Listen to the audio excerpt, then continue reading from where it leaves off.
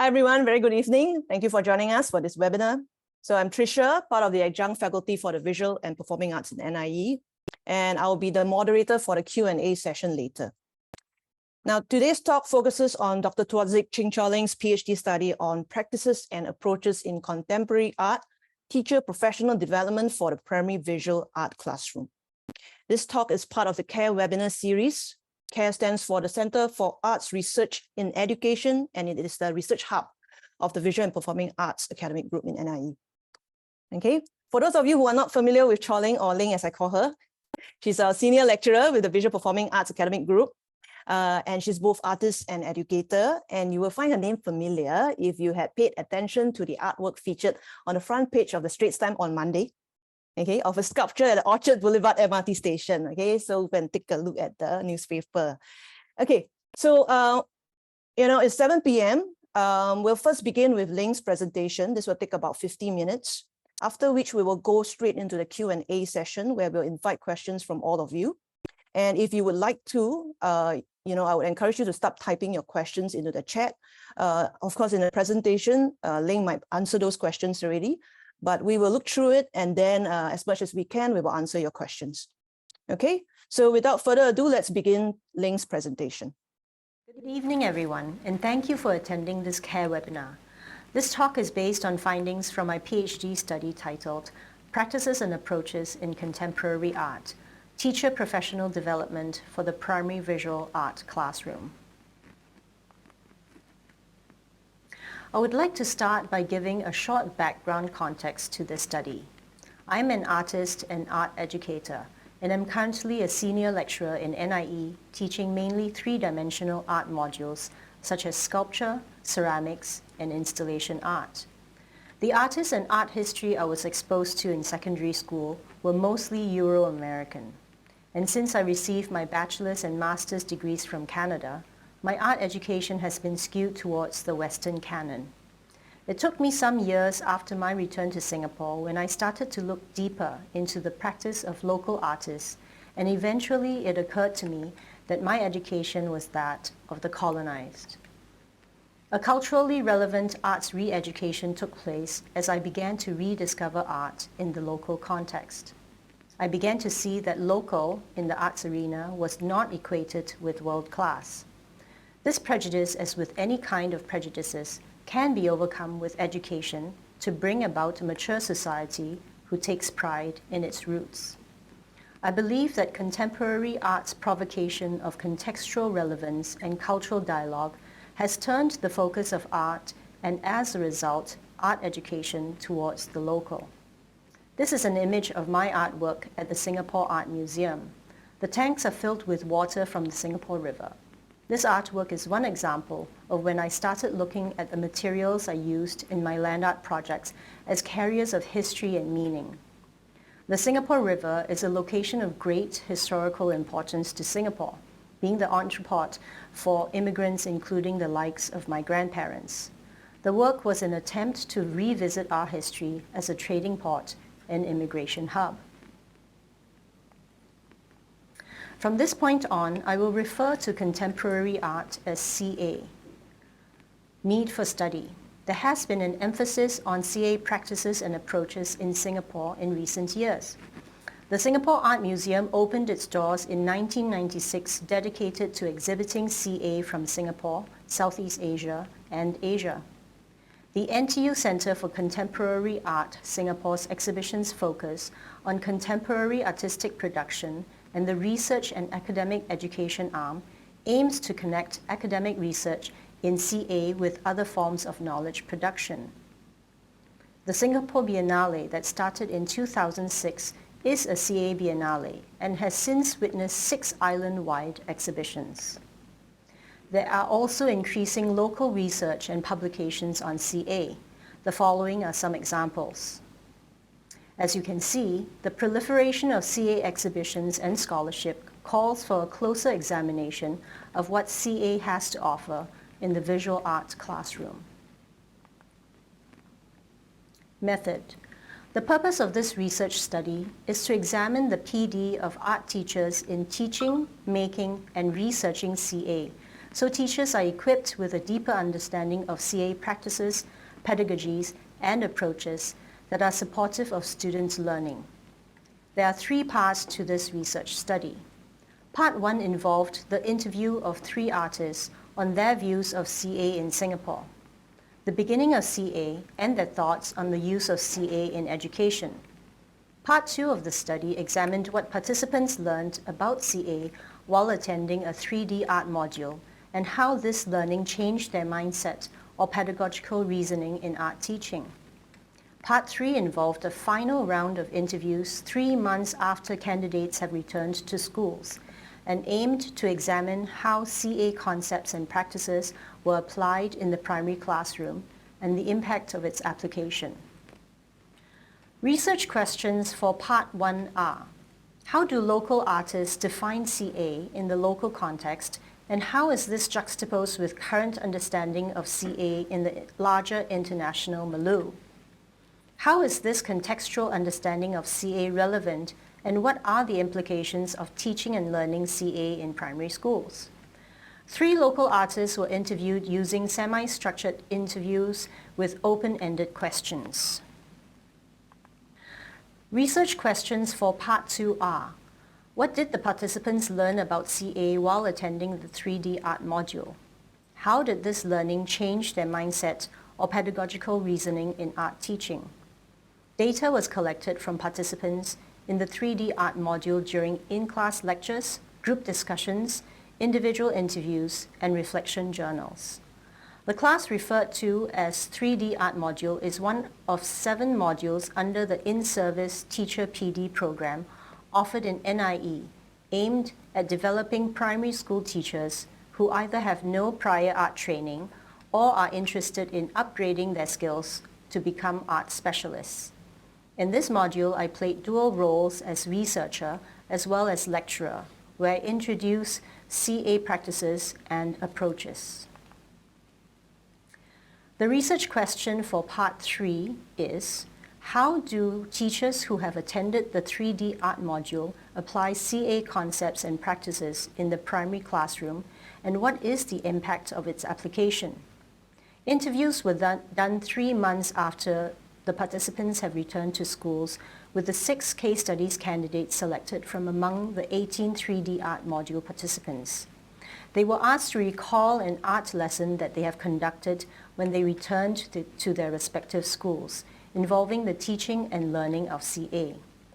I examined the candidates' applications of CA concepts and practices in the classroom and the impact of its application. Findings from Part 1 of study. 3 artists, Ahmad Abu Bakar, Amanda Heng, and Vincent Liao, were interviewed on their views of CA in Singapore, the beginning of CA, and their thoughts on the use of CA in education. All of them were involved in the Artist Village, or TAV.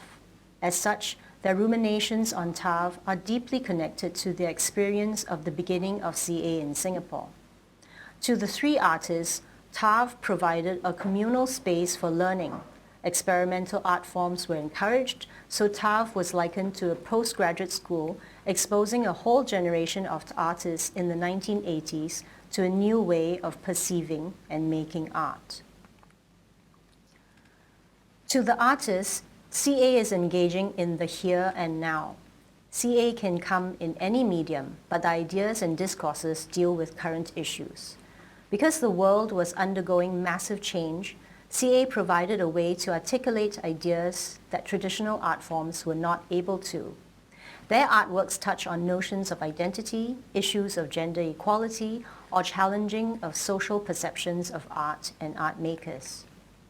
As local contemporary artists who have worked in the performance art genre, all 3 artists have witnessed state-imposed sanctions on this art form from 1994 to 2004. As a result, one of the unique strengths of local CA is its ability to adapt and continue to make socially engaged art through subtle subversive tactics. For example, one of the performances Amanda Heng did during this 10-year sanction was taking a stool for a walk on a chained leash in her Let's Walk series. This subtle subversive rebellion was precisely the kind of performance work that makes art in Singapore so unique. It was clearly a retaliation against the sanction, but she was using the authorities' ignorance of performance art to circumvent the law, as the law cannot stop anyone from walking a stool. To Ching, using the body in art making is not only subversive, but also liberating. As she said, "You're not allowed to go into the street to do demonstration, right? So you know you need to look for some other outlet." In the conservative era in which they were creating, they continued to be experimental and made art that reflected their challenges and predicaments, thereby showcasing their strength and perseverance in the face of hardship, resilience, and state and cultural pressures, and dedication to their practice. All three artists agree that CA should be taught at a young age, that students should be given the freedom to explore materials and themes of their choice, and that teaching local CA is especially important as it would be better able to engage students in issues that are of relevance to their lives. Vincent Liao featured here in his notorious performance Coffee Talk in 1992, where he drank his own pee as a statement on the sacrifices an artist must make to be taken seriously by the public. Said that CA is a practice that is connected to the now or current or present. It is how we engage with current affairs, current issues, and current practice. Medium can be anything. The artist also recommended exposing students to CA through artist talks, workshops, and museum visits. They suggested that teachers be trained in both traditional art forms and CA practices to be open to the idea of teaching CA and to keep up with current issues to facilitate CA discussions. Ceramics artist Ahmad Abu Bakar, whose candy garden in the Esplanade is featured in this image, described his exposure to CA at TAF as having changed my thinking about arts, my thinking about clay. His forays into performance art allowed him to be naughty, be playful, but actually exploring, challenging myself, challenging my environment. These suggestions by local artists correspond with the literature and were also recommended by Hanley in her culturally relevant arts education for Cray framework that can be used to focus the arts on social justice. Hanley says, and I quote, "One of the social justice aspects of this work lies in the empowerment that come with the clarification of internal voice and the creative agency that then can be used to transform the world through works of expression." Although these findings correspond with the literature, much of the literature comes from another time period or location. The fact that these suggestions are current and came from local artists offer new perspectives to the field of art education. Findings from Part 2 of study. Part 2 of the study examined what participants learned about CA while attending the 3D art module and how this learning changed their mindset or pedagogical reasoning in art teaching. What did participants learn about CA while attending the 3D art module? A survey conducted at the beginning of the course found that participants had limited understanding of CA before attending the 3D art module. Subsequent knowledge of CA was acquired through participants' own research and in-class presentation on contemporary art and artists in Singapore. In the course, participants explored materials such as plaster, ceramics, and mixed media art installations. We also went on field trips to discover the last two dragon kiln sites in Singapore and visited Amanda Hing's performance exhibition at NUS Museum. Participants were then tasked to put up an exhibition at the end of the module that ended with an art critique session. The following are some findings from data collected during in-class lectures, group discussions, individual interviews, and written reflections. The speech bubbles contain actual quotes from participants. One suggestion was for the syllabus's 32 to be a guideline. The syllabuses 32 are a list of 32 artworks in the Singapore Primary Art Syllabus that is mandatory for all primary school students. This list is non-exhaustive and should be supplemented with other artworks to be determined by teachers. Participants felt that having a list of compulsory artworks is a double-edged sword. On one hand, it is a handy resource and all students are introduced to the same artworks, creating a sense of consistency and equitability in art education.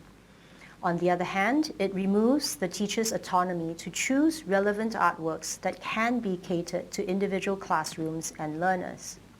For example, Mr. R said that his school had a unique art curriculum that introduces female artists who are underappreciated and not represented on the syllabuses 32. The shift of emphasis to this list would cause a loss of momentum and focus that the school had initially set out on. Mr. A had similar thoughts. We do have other artworks that are quite impactful also, he says. Mrs. S summarized, I hope that we can actually revamp some of the artworks instead of using all that and making it mandatory. Implications. These findings suggest that the syllabuses 32 would be more useful as a guideline to provide more autonomy for teachers. It can be an online repository where teachers can find information and perhaps even add to it with their own research and recommendations. Transforming our perception of local art. In a recent Straits Times survey on essential jobs during the COVID pandemic, artists were found to be at the top of non-essential jobs. This concretizes the widespread belief that jobs are only deemed essential when it eases Singaporeans' lives and increases convenience, or when the jobs are high-ranking ones that rake in large incomes and have higher perceived social status. Participants discussed how this perception of artists as non-essential can affect the way teachers view art as a teaching subject and ultimately the pedagogies that they adopt in the classroom. As Mrs. S aptly said, teachers are in the forefront of change, but it takes some time to actually change. I think we have to try to change their perception first. Hanley's suggestion of adopting culturally relevant arts education for social justice would be applicable as one way to transform these biased perceptions of artists and the arts industry in Singapore by being engaged in justice work that is internal and external, of self and the world, of recognizing the roots of internalized oppression and of making demands on society for the recognition of the diversities. This engagement of justice work can begin in the art classroom when teachers choose to introduce more local art to cultivate familiarity and respect for works of Singapore artists. As a result, not only will we be doing justice to our local artists, our perception on local art might also progressively be enhanced.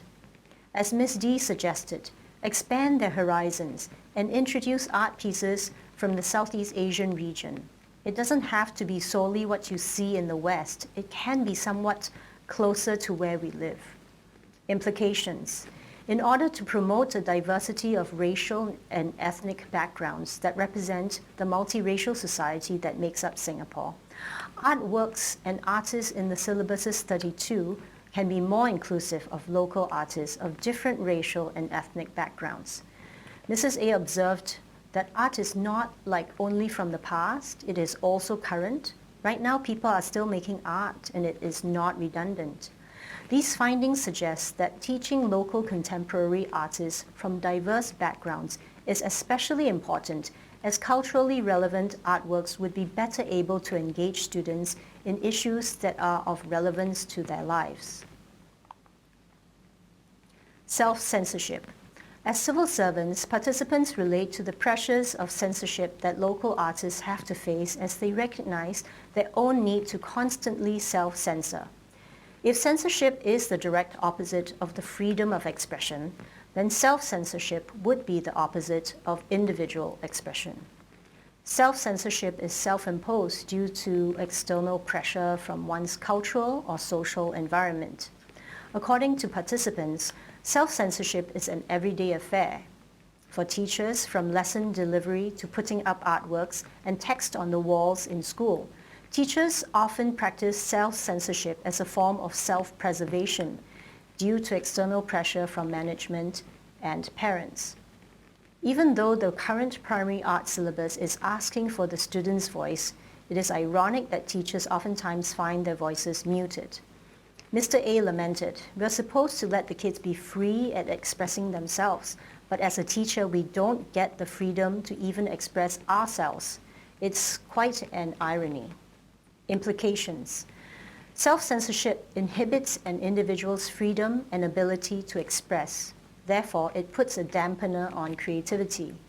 When practiced too often, self-censorship can become an automatic reaction to the point where one is no longer incentivized to push boundaries. In order to resist this tendency, art teachers need to challenge the status quo by continuously updating their knowledge of CA and exploring the opportunities that it holds. Censorship. Critical pedagogy in the classroom is meant to challenge heteronormic norms and encourage independent thinking, and is a way to decolonize art education. Learning from stories such as Amanda Hing's, whose craft, performance art, was sanctioned for a decade in the same country that now celebrates her as a Cultural Medallion awardee. Participants realized that they need to stay current so students can relate to the lessons being taught. Precisely because CA probes and problematizes contemporary society, they raise issues pertaining to our lives and our aspirations. However, issues-based CA is frequently avoided in schools as the contentious issues raised often come across as inappropriate or too difficult for younger audiences to understand. Curlew warned that by censoring education, educators could be missing out on valuable opportunities to challenge outdated social norms. Mr. A suggested that censorship in the classroom comes with a heavy price tag. Once you keep it and keep it silent because you know the society might not accept it, then it might go wrong in many, many ways. That's why suicidal thought starts to happen. One of these valuable opportunities is learning to deal with sensitive topics. CA presents opportunities in tackling difficult or controversial issues such as nudity, LGBT, race, religion, and other taboo topics that challenge social norms. The following are some examples. Students' reactions to nude paintings during museum visits reminded participants to be prepared so students will not be traumatized or start causing a scene that might embarrass the school, or worse, complain about it to their parents. As Mrs. A explained, if we talk about it in class, then at the museum they won't embarrass themselves. Class is a very safe environment to talk. Prejudices can creep into the classroom in insidious ways, like a snide remark on a friend who is perceived to be different.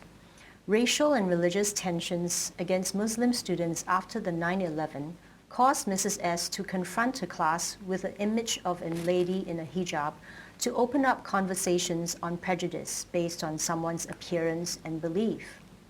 Mr. R views the popularity of tattoos as an opportunity to open discussions on cultural taboos by introducing artistic practices of cultures such as the Maori, leading students to wider cultural awareness and artistic appreciation. Ms. D thinks that a good way to navigate a controversial topic would be to source for an artist or artwork that touches on that topic. Art is one way to talk about it in a safe way, she says. Using art to discuss serious issues may reduce risk of discomfort or indirect shaming and may help ease tensions among students. If discussion is done with CA approaches in mind, it should lead to open-ended conversations with multiple solutions. Mr. S advised that teachers must be tactful. Bring it across to the children nicely, that they learn and yet they will not be hurt. Art gives students a platform to share their thoughts without feeling judged. With sensitive topics such as LGBT, Ms. D was concerned that her students would pass negative judgments onto people who are different from themselves. Since CA promotes respect for different voices, it is a good place to start. In Miss D's own words, respect other people for whom they choose to love and have a more open mind. It all starts from a young age. Because prejudices, if left unchallenged, can lead to bullying or identity crises. As the arts open up opportunities for the student's voice to be heard, body image or identity issues might emerge as topics while introducing artists' portraiture or figurative works, or when students attempt their own self-portraits. These issues should be and need to be addressed, as teachers might not be given a second chance to catch these issues and seize the opportunity to help the student work through the difficulty or find their way out of dangerous situations. For example, when a student depicts sexually explicit images in their artworks or express desires of self-harm, teachers need to recognize that it could be a sign of sexual abuse or a cry for help and call upon school management and/or the school counselor to intervene. Participants understand that there is more than one way to deal with controversial issues in the classroom and recognize that they need to monitor students' exposure to sensitive topics depending on students' maturity and surrounding cultural contexts. Due to the accessibility of the internet and social media platforms, students' exposure to unsavory topics are inevitable. When such sensitive or controversial topics do surface in class, teachers need to be ready to address these issues and use opportunities as teachable moments instead of shunning the topic altogether. As Mr. S aptly said, when you avoid all these issues and just refuse to talk about it, the kids sometimes, when they ask you, you're not prepared. The kids will just look on the internet for their own answers. Implications. Careful attention to viewers' abilities and artwork selection are critical to facilitating positive learning experiences about challenging works of art. Consider beforehand how you will respond to difficult situations, perhaps by suggesting that people can see things in different ways or by acknowledging art's potential to make us think. Teachers need to be aware of the issues affecting students, do prerequisite research before introducing any given artwork, and they need to be skillful facilitators in order to nurture dialogue and reflective inquiry when faced with controversial or sensitive issues. Inquiry-based learning, or IBL, is recommended as the main instructional strategy in the primary arts syllabus as it promotes positive classroom culture, encourages self-directed learning, and fosters curiosity and creativity. Cox suggested that encouraging multiple readings of an artwork enables students to experience art in pluralistic ways, develops critical thinking, and helps students understand artworks on a deeper level. Mrs. M reflected, I noticed some traditional ways of looking and interpretation can block and bring to a dead end in discussion, some of which I was guilty of doing in class. In order to encourage openness in teaching interpretation skills, the teacher's role is to be the facilitator of dialogue, fostering reflective analysis and moderating discussion. Implications. IBL empowers students to be self-informed.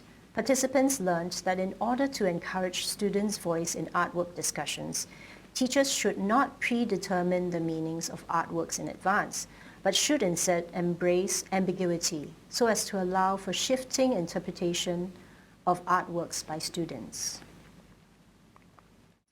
Prioritizing student voice. Iveshkovich explained that within many educational institutions, students are portrayed as lacking in knowledge, immature, and disorderly. Therefore, the teacher's role is to fill students with knowledge and train them to be mature and orderly. This produces a hierarchical power structure that puts students in a deficit model which limits the possibility of a learning community where ideas can be shared and knowledge can be co-generated between teachers and students. On the other hand, because CA interrogates conventional social structures when applied to education, challenges the old conception of learner and teacher hierarchies. As with the case in Room 13, the students are perceived as competent in their own right and not subordinate to the adult. This empowers the students and shifts the power authority from the teacher, thereby positioning students as experts and knowledge holders. Room 13 is an art studio in a primary school in Scotland that is fully run by 6 to 11-year-old students. These students raise their own funds through fundraisers, apply for funding from the government, purchase their own materials, peer tutor, and form their own censorship committee to decide on which artists to invite as artists in residence. However, participants were taken aback at the level of autonomy given to students in Room 13. They think it is not applicable in the local school context. This apprehension could stem from real restrictions within schools or from self-imposed restrictions due to fear of failure or losing control. Mrs. M suggested, "I think it's possible for kids to do it. I think it's very powerful. Even if we meet any failure along the way, the belief on this must be strong enough for teachers to go on." The solution suggested was to start small so teachers can try new approaches and learn to accept failure as part of a learning process. Mr. S reflected, "Last time when we do art, it's like factory produce. We are looking for one answer only. So now I'm more willing to accept different students' ideas, and I find that more meaningful in their learning as well."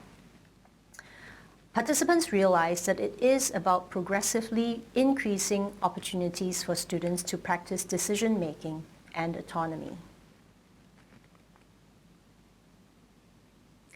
Process versus product.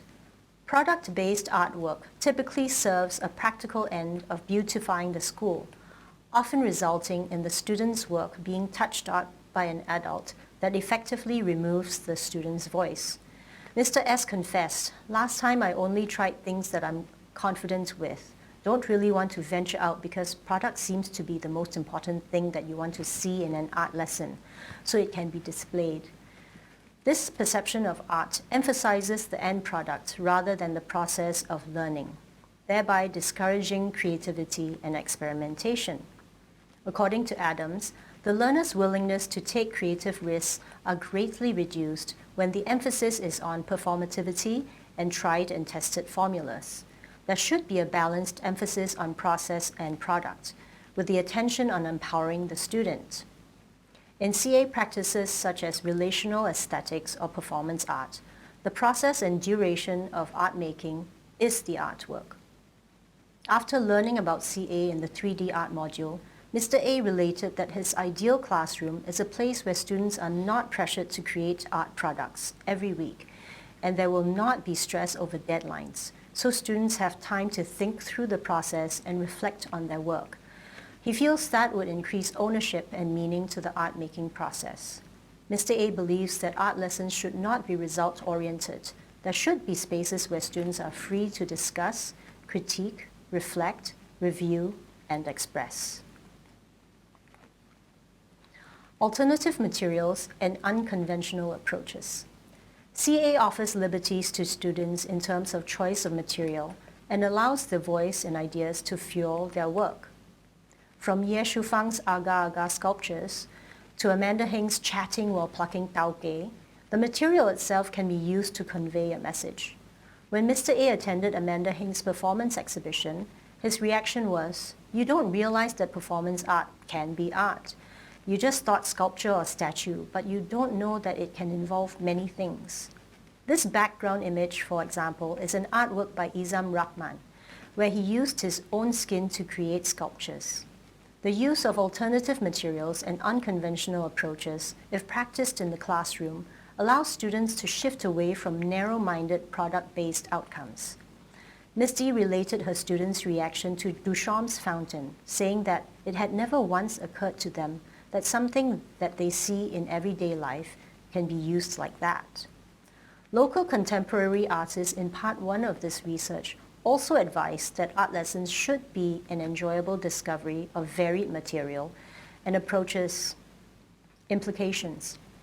Teachers should embrace the use of alternative materials and unconventional approaches as they encourage creative problem solving.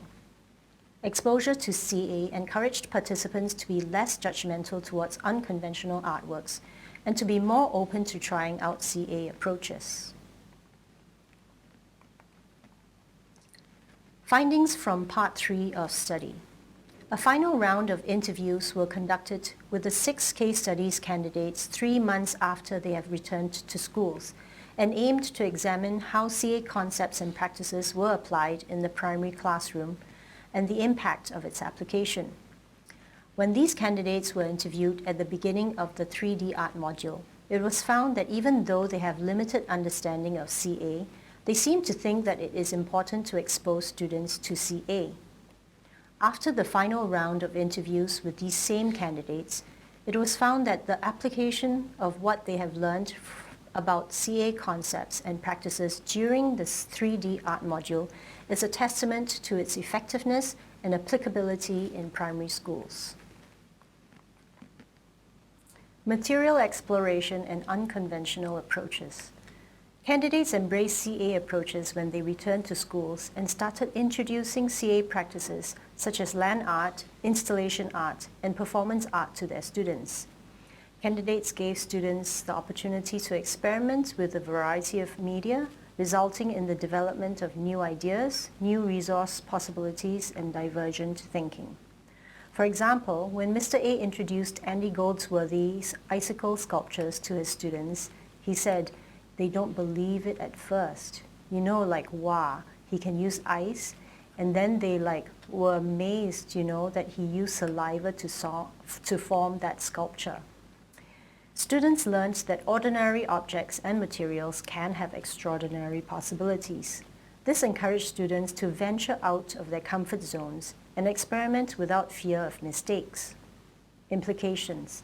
In order to facilitate student exploration and experimentation, candidates advised that art teachers be flexible. This experimental spirit encourages creativity and is necessary in developing new ideas and innovations. Student-led exhibitions. When candidates took on a guiding role, encouraged and assured students of their capabilities, this gave students much-needed confidence in putting up their own exhibitions. Mr. A shared his approach. The first lesson I introduced them that my art room is not an art room, it's an art gallery. And I told them that they are all artists, and you are here to be an artist rather than just students. He added, let them choose their final artwork. Yeah, so at least they have the autonomy and sense of belonging, sense of ownership to their own artwork. Having a platform to decide which artworks to exhibit increased students' autonomy while curating and putting up their own exhibitions. Students learned organizational skills, how to choose artworks, how to cooperate, negotiate, and communicate with one another. Implications. Students should be given the opportunity to organize their own exhibitions, to learn exhibition curation, organization, and installation skills. As a result, students practice self-awareness, self-management, social awareness, relationship management, and responsible decision-making skills, all part of 21st century competencies.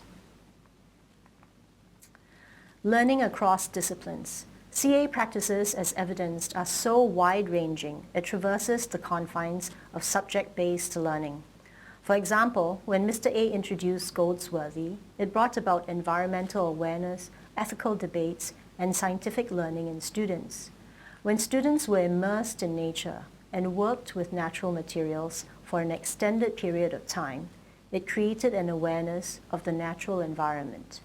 It also challenged moral and ethical issues such as taking life from insects and plants in order to make art. As Mr. S aptly put it, whatever skills you've learned in art, they can be applied in other subjects as well. Implications. Dispositions, thinking routines, and hands-on skills learned from CA practices in the classroom can be used to kickstart a cross-disciplinary culture in schools. CA can help students see links between different fields of knowledge. Immersing in the lives of artists. Candidates shared the lives of artists with students in hope that this contextual knowledge will help students gain insights about the artworks. When Mr. A showed students how Goldsworthy failed multiple times in his art-making attempts, it made students reflect on their own lives and realized that it is normal to make mistakes and to fail because it is part of learning. When Mrs. A introduced Amanda Hing's performance work and Zero's spray paint work, she noticed that her students became very curious. They were like, wow, what is this? When students are exposed to new concepts that are different from the traditional art forms they are used to, there is a realization that art is diverse. Mrs. A found that some students did not know that there were artists from Singapore. She said, they didn't know that we have local artists, so they think artists are from outside, not from here. By introducing Amanda Hing and Zero to her students, she has enabled her students to imagine themselves as artists and that they can make art with their own ideas, skills, and intentions. Implications. Exposure to CA made students realize that they do not have to necessarily paint like Da Vinci or Van Gogh to make art. If students are only taught the old masters and traditional art forms, they may be biased against new art forms. Critical pedagogy comes into play in the discussion and critique of artworks. Students were encouraged to question and come up with their own insights instead of accepting teachers' answers. As Mr. A explained, a teacher should let the child look at the artwork and let them explore and come up with their own insights first of what the artwork is about, rather than you imposing the idea of the artist. Introducing non-conventional artworks to students allow for an interrogation of dominant notions of what art is and should be. It challenges social norms, thereby promoting real social change. For example, Mrs. S defied prevailing sexist attitudes that objectifies the female body by introducing breastfeeding as something beautiful, so students understand that the body is not just a sexual object, as it is commonly depicted in the media. Implications. Prior research would help teachers in assessing the suitability of a CA artwork and in employing age-appropriate pedagogies. And inquiry-based approaches can better draw out critical issues that affect students on a deeper and more meaningful level. Student agency or voice is one of the main objectives and achievements when candidates implemented CA practices and pedagogies in the classroom. When Mr. S introduced students to the SYF poster design competition, he said, sometimes they will come and ask me, teacher, is this nice? Or is there a better way to do it? I will try to avoid giving them the solution. Leave it to them to make the decision. Students had full responsibility and ownership of their artwork, and in doing so, gained confidence and pride. The quality of work did not decline. In fact, Mr. S reported increased authenticity in the artworks, as well as a winning entry. Candidates also reported that encouraging student voice in the art classroom helped to reveal hidden issues, such as low self-esteem and potential suicides. Mrs. S reported, during one of the self-portrait classes, one of them wrote, I want to die. I'm not good at anything. I'm a loser. I'm stupid. Without the art lesson, we may not be able to see all these issues surface, she said. Touching up the students' artworks was frowned upon by the candidates, as it would lead to students losing their sense of pride and ownership of the artworks. As Mr. A vocalized, need to give them the opportunity to be proud of their own artwork, you know. I think once you touch up, then they will lose their sense of ownership. Implications. Candidates wanted their schools to learn about respecting artworks and art makers. Trust and confidence from school leaders is necessary in order to support and sustain this culture of teaching and learning.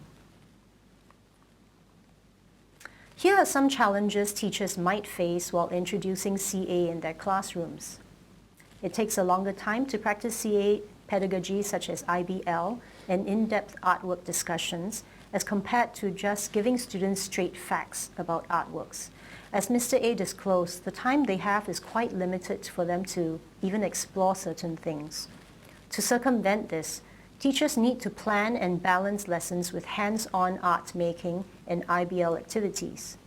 Physical constraints of CA practices such as installation art might prove too demanding for teachers to deal with, especially for bigger classes of, say, 40 students, due to logistical issues. This can be resolved through careful planning as well as the understanding that art can exist anywhere, in any form, such as site-specific installation in unconventional spaces in the school, artworks in digital formats that can be projected on walls or viewed on a handheld device, or temporal land art in school gardens.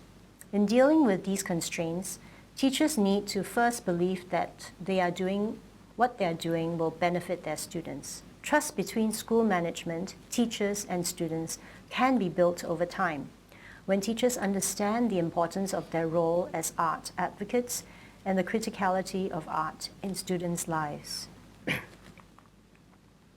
Conclusion. Original contributions from this study are promoting local contemporary art and artists, a contextual understanding of challenging social norms and dealing with sensitive topics, understanding and negotiating the power dynamics between the teacher and student in the CA classroom in the Singapore context, and the need for continuous PD for teachers and school management with special focus on CA practices and approaches.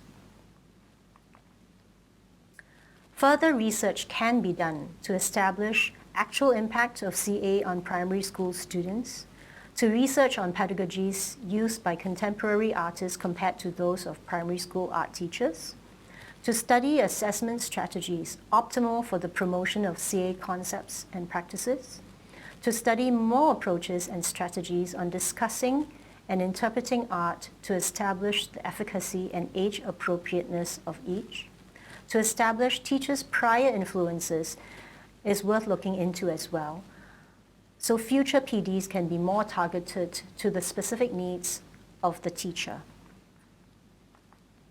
Recommendations for teachers. In order to resist self-censorship, challenge the status quo, and push boundaries, teachers could continuously update their knowledge of CA.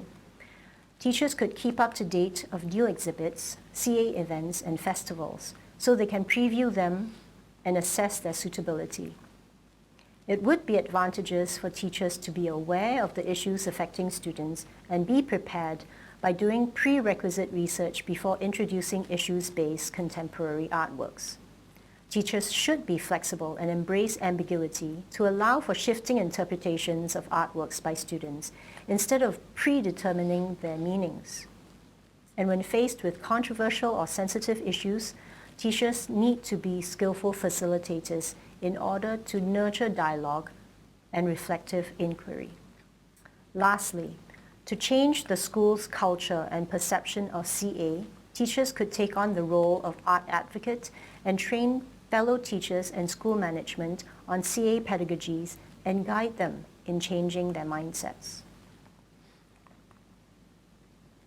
Recommendations for art classroom practices.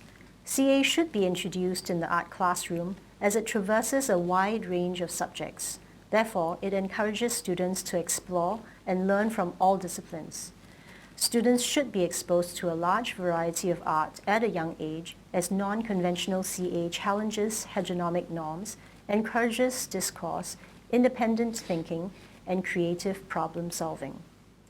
Teaching local CA is important, as it would better engage students in issues that are of relevance to their lives and inspire a sense of pride in local art. It would be advantageous to introduce both traditional and unconventional CA practices. Students should be given the opportunity to organize their own exhibitions and learn the necessary skills in exhibition curation, organization, and installation. And schools must respect art makers and not allow student artworks to be touched up, as this can be detrimental to the student's sense of pride, ownership, and voice. Recommendations for changes in the primary art syllabus. The syllabus's 32 can be more inclusive of local artists of different racial and ethnic backgrounds. It should be a guideline so as to provide more autonomy for teachers to decide on artworks that are most appropriate for their students, and it can be a digital repository where teachers can find information on various artworks. Recommendations for teacher PD. In order for teachers to be confident and effective in teaching CA, they should be exposed to CA and CA pedagogies and be engaged in the making of CA themselves. Continuous teacher PD courses could provide more in-depth exploration into CA issues and practices, as well as essential updates in art education. And PDs for school management, as well as non-art trained teachers, are essential in ensuring their continued support of CA practices and pedagogies. The problems that the world is facing today were unfathomable 10 years ago. Vygotsky once said, "Without new art, there can be no new man." As shown in this research study, the challenging yet relevant nature of CA propels critical thinking and instigates change.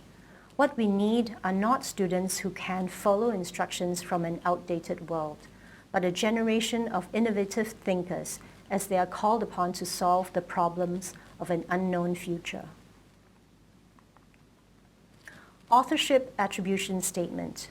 This thesis contains material from one paper published in the Unitwin Yearbook 2, a peer-reviewed journal in which I am listed as an author.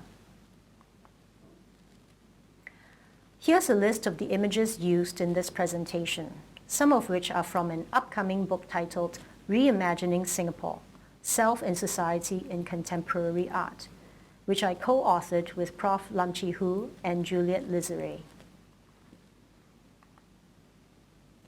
This research study will also be made into performance artwork that will be presented in a collaborative exhibition between the Education University of Hong Kong and NIE, opening in January 2023. Sincere thanks to the National Institute of Education for supporting my PhD studies, and to Professor Eugene Dairanathan, who was instrumental in supporting and encouraging me to embark on this PhD journey.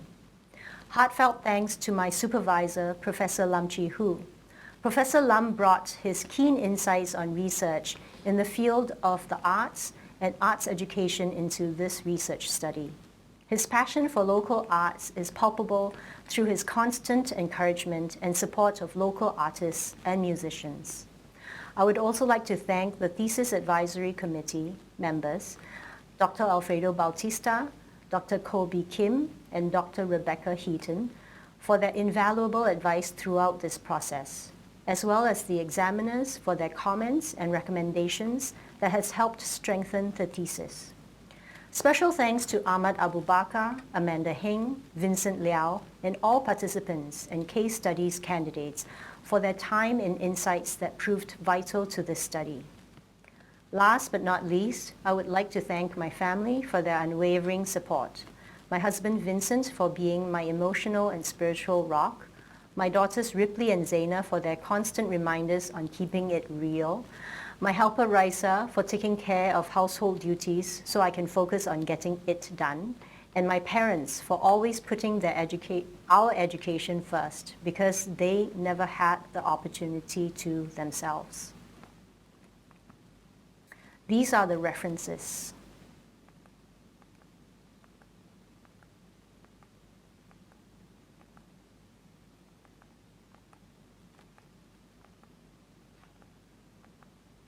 Thank you. Thanks, Leng, and thank you everyone for the very lively questions and comments in the chat. Thank you for contributing.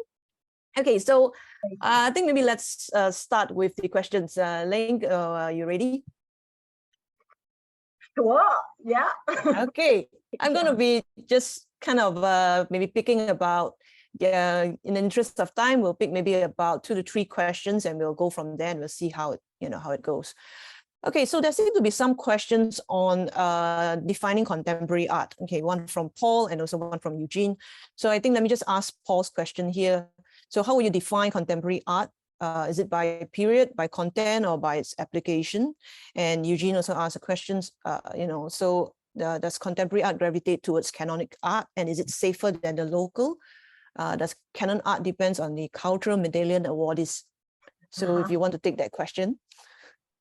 Okay, thank you. Thank you for those questions. Really good questions. Okay, so as the contemporary local artists have said, CA can come in any medium, but the ideas and discourses deal with current issues. So that's one. According to Smith, he's an art historian that's written a lot about contemporary art. He said CA has anti-colonial, anti-global undertones shaped by personal, local, and national narratives, which the contemporary artists that I've interviewed also, you know, kind of they also said the same things. Also, CA accepts diverse voices and viewpoints from artists as well as viewers. Provoking communities to engage with ideas and relevant issues. I think this is quite important because it's not like what we used to study or I used to study in art history, where the narrative of the artwork is the right answer, you know. So there's right now we're looking at really viewpoints not only from artists but from the viewers as well. Another thing is that CA can take many forms, such as painting, sculpture, installation art, performance art, and relational aesthetics. And last but not least, because it is so wide-ranging, I did take the period of art produced since 1980 to be considered as CA, because Smith also did mention that time period. For CA. So not that everybody would agree with that, but as a way to kind of limit the study, that's the reference I took. Yeah. Thanks, Leng. Thanks for answering that. Trisha, would you interrupting Leng? Sure. Go ahead, Eugene. Okay, good. Now, within the spectrum of music making, a child at the breakfast table has decided that they are going to play with the spoons on the table. Now, as a parent, as a parent of a young child, you have a couple of options. One, shut up, stop playing with your food, get on with your breakfast. On the other hand, if you discover an interesting rhythm within the patterns that your child is messing around with, it becomes an opportunity for you to engage with your child at the breakfast table, appropriate or inappropriately. All right. I'm thinking here of arts making because John Matthews wrote about a group of orangutans in Mandai Zoo, looking at the ways in which they played with their urine, using the ways in which they constructed play making, purposive and purposeful, and long stages of immersion with activities which we might have discussed with some disgust. But within the spectrum of the animal kingdom, purposeful in terms of learning social conduct. And you, of all people, Leng, will know about my fascination with Disneyaka and how purposeful making takes place. And I'm wondering how we can sort of come to terms with the way in which purposeful play making is not designed to become artist in the making, but artist in the thinking. I totally agree. Yes. Then what's wrong with the school? Because in the school, you are decidedly art making. It's about technique. It's about getting things done so that you would get into the school of the arts, so that you might get into an IHL where arts making is. So almost immediately, the moment you show off proclivity in art making, you are destined for one of the cul-de-sacs in art making worlds. Thanks, Eugene. Thanks for your question and thanks for your comment. I think then this leads us to the next question. Perhaps maybe, you know, if we were asking Leng to define what's contemporary art for the uninitiated, then maybe for Leng, will you also tell us, you know, what is contemporary art pedagogy then? I know you mentioned inquiry-based learning, but what consists of contemporary art pedagogy? Okay, thanks. And thank you, Eugene, for those provocations. And I think they're really, really good points. I don't control schools, so but hopefully people from schools are attending this seminar and hearing some of your thoughts here. So, okay, Trisha's question of contemporary pedagogies.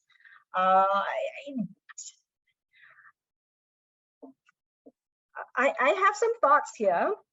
So from what I've gathered in this research, I think when teachers are trying to perhaps teach contemporary art in classroom, let's try to make this practical. What should they be perhaps looking at, right?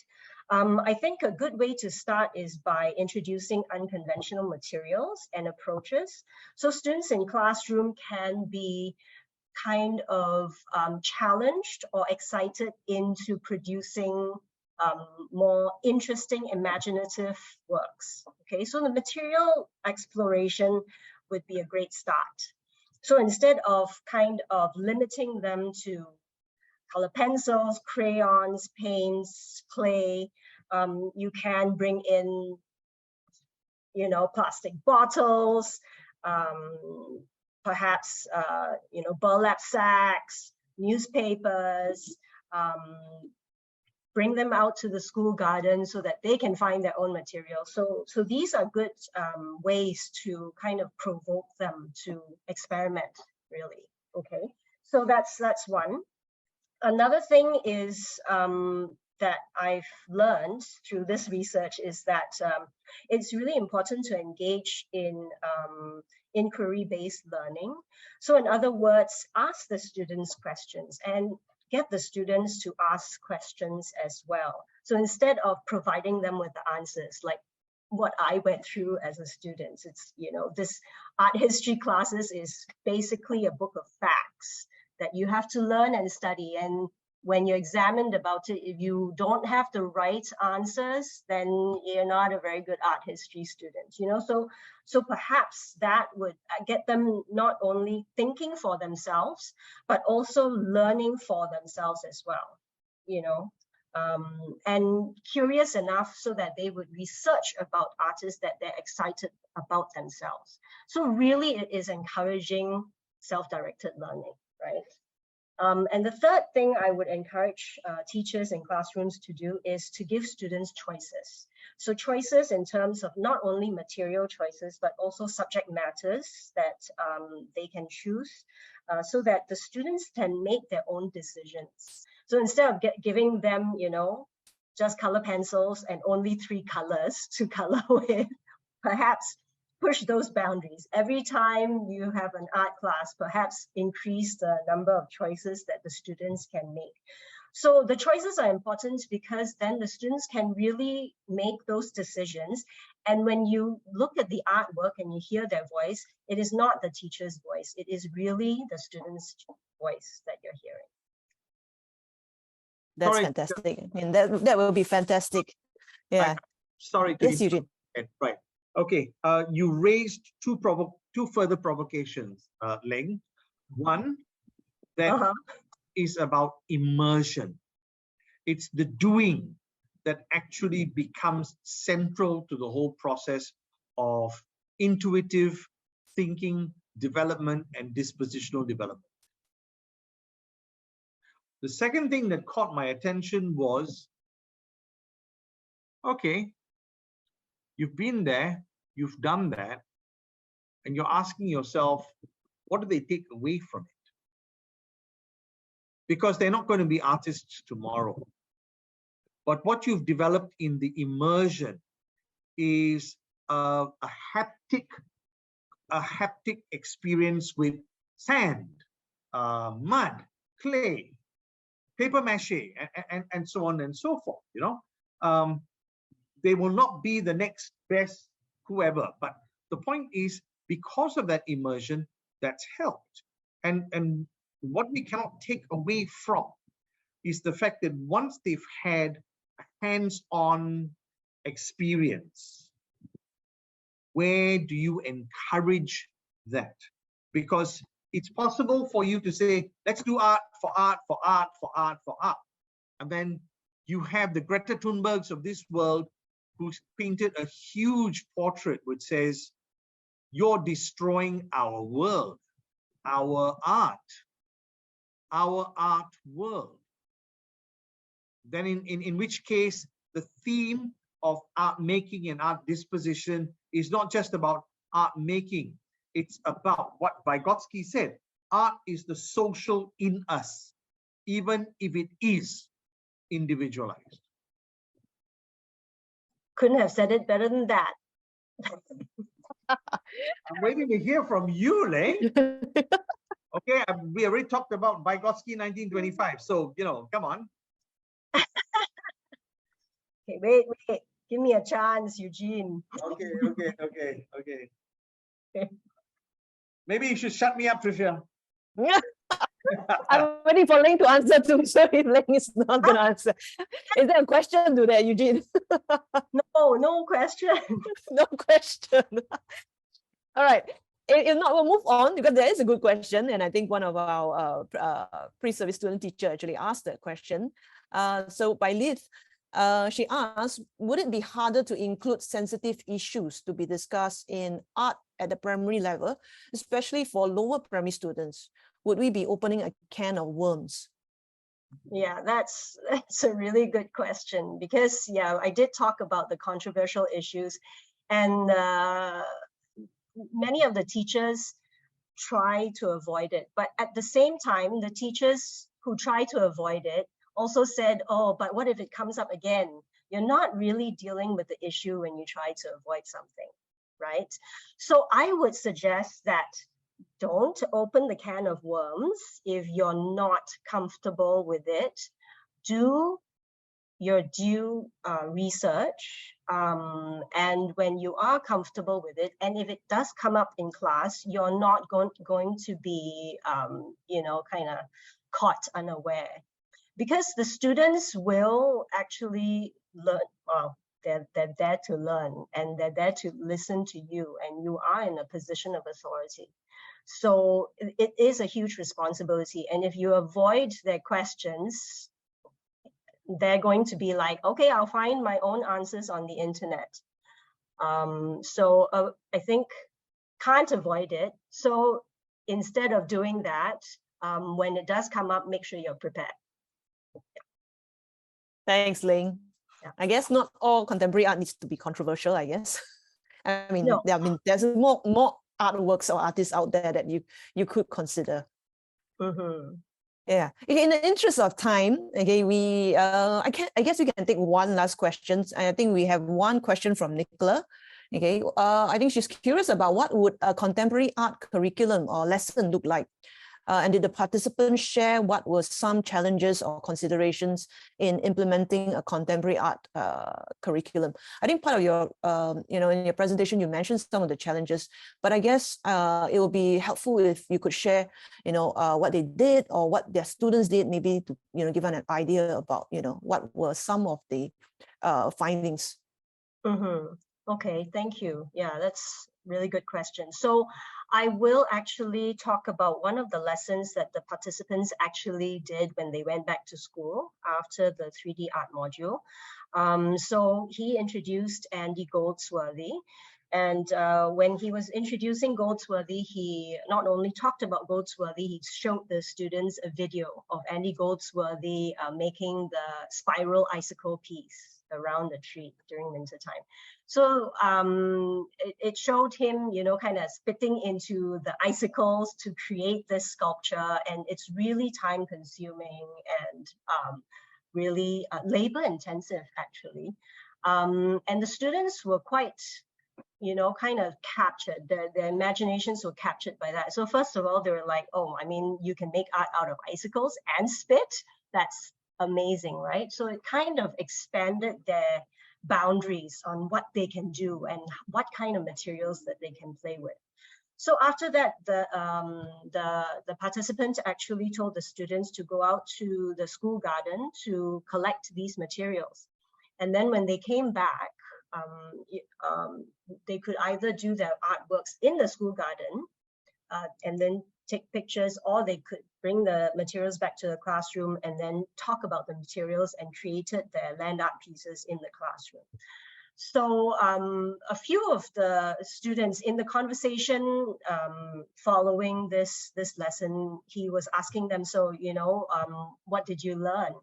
So it was quite interesting because the students talked about their knowledge in their science class, right? So that kind of brought the learning from art to their science, which shows that really when you talk about contemporary art or art, it's not really just art, it's very interdisciplinary, right? Because you're exploring the world, right? So that's one thing. And then they asked him, you know, actually we shouldn't pluck the flowers, right? So, and should we use dead insects, or can we capture our own butterflies and put it in the artwork? So these questions of morality also came up, which he thought that was a really, you know, that's amazing that they asked these really kind of deep questions. So yeah, that I thought was a really, really good lesson. The other question was, what were the challenges? Okay, so one of the main challenges I think is time, because a lesson, as we all know, is maybe 1 hour, 15 minutes, okay, plus the student movement time, maybe 40 minutes. So it's very, very difficult within the 40 minutes to have a deep enough conversation. So they would talk about that, you know, in order to practice inquiry-based learning, you have to have very, very deep conversations. And sometimes it's very difficult because there's a lack of time, okay? And of course, these questions would also be based on the level of the student's understanding that it has to be age appropriate. So they need to do a lot of research in order to be able to engage the students with these inquiry-based questions. Yeah. So yeah, challenge, the time challenge is one big factor. The other challenge perhaps is they talked about if they had a class full of 40 students, it would be hard to manage, because if all the students are doing like installation art, where are they going to do the installation artworks and things like that? So time and space are factors that they have to kind of look into and manage. Yeah. So did the teachers manage to do it? I'm curious. 40 in 1 hour, they managed to do it, or, you know, how? So the participants that did the land artwork, where he introduced Andy Goldsworth, he managed to do it within not one lesson, within a few lessons. Okay. So one lesson is kind of hard to delve deep into one subject, as we all know, right? So yeah, but he did manage to do it. Okay, so over a few sessions, the discussion, bringing the students out as well. Okay, the making involved as well. Okay, cool. Okay, so I hope that answers Nicholas' questions, and also maybe many others, you know, art teachers here with us who are curious. Okay, the time now is almost 8:15. And Leng, if you know, there are still questions coming from Eugene. You know, if you want to take any other one last question, or if we could open the floor to any other you know, art teachers out there who are curious about this study that Leng has done with contemporary art. Okay, while Leng reads the question, then if you want to take on the question. Okay. Sorry, I haven't been reading. Oh, okay, yeah. Last one. Anybody has a question can just ask me, because there are so many. Well, go ahead, Leng. I mean, you know, I'm talking about Jason Lim's arriving at Dharma, because when you're finally done with an artwork, it's wasted, right? We have students rehearsing for a concert. They finish with the concert, been there, done that. What? So what? Now what? Finish already, what? So everything is wasted. And the question that's always lurking in the art maker or the arts makers is been there, done there, so what? And it's a dangerous question to ask, because if somebody is working their way into high stakes performance, high stakes assessment, competitions, concerts, and so on and so forth, and somebody who says, look, I want to be an engineer the rest of my life, but I love art. I love art making. I love going to concerts. I love going to museums and so on and so forth, right? How do you balance these things when you're thinking in terms of contemporary art? Because they don't see it the same way as, say, a Jason Lim does. They don't see the way in which, you know, a Turner Prize winner envisages art making. And here you are in public funded education asking these questions of people who are not yet ready to understand or appreciate specific targets in art making. Maybe they just love the way in which they will do their HDB flat on the wall, right? Yeah. So, you know, I mean, Leng, I mean, speak to the person who at the end of the day loves art, would love to decorate their rooms in their HDB flats or their houses, and somebody who wants to be the next Turner Prize winner. Thanks, Eugene. Thanks for that question too. And the comment. Leng, you anything else to add? Yeah, the idea of it being wasted, I don't think it is wasted. I think if it's done in the spirit of a form of contribution to the world, it's never wasted. I mean, with Jason Lim's piece, you would have never remembered the piece. But the fact that he crashed it, you remembered the piece. And I think it's not so much about the objecthood of the piece, it's more about the statement he's trying to make. So, and whatever that statement might be, however you read that statement, right? So I think as human beings, we learn, and one of the ways we learn is through art, whether you're making it or you're looking at it. So I think it's never wasted. I'd like to think my research is not wasted either. Well said, Leng. Well said, Leng. Okay, thanks, Leng, for answering all the questions, and thank you, Eugene, and everyone else for those, you know, questions, challenging questions at Leng. But anyway, she's the one answering it, not me.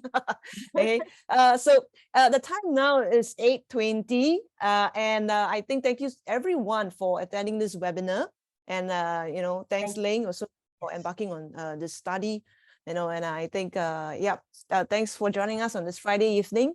And if you have any other questions, of course, you know, you can easily find Leng's email somewhere online, and go ahead and, you know, email her if you have any other questions or interest in her study as well. So thank you, everyone. Yeah, Zul just put something out. Yeah, thank you, everybody. Thanks, Leng. Thank you. Okay. So good night, everyone. Good night.